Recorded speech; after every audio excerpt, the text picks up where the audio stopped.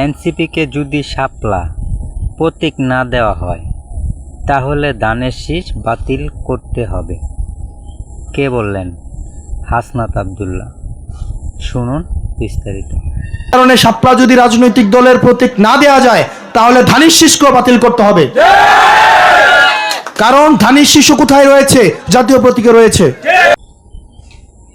এখন তো এনসিপিকে শাপলা প্রতীক দিতেই হবে, কারণ না হলে ধানের শীষ বাতিল করতে হবে।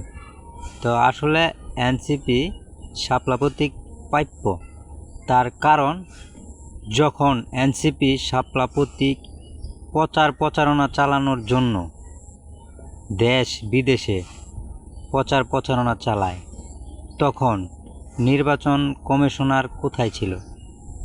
উপদেষ্টারা কোথায় ছিল? তখন তারা কেন এটা নিয়ে কথা বলে নাই? তো এই কারণে আমি মনে করি শাপলা প্রতীক এনসিপিকে দিতে হবে, কারণ তারা প্রাপ্য।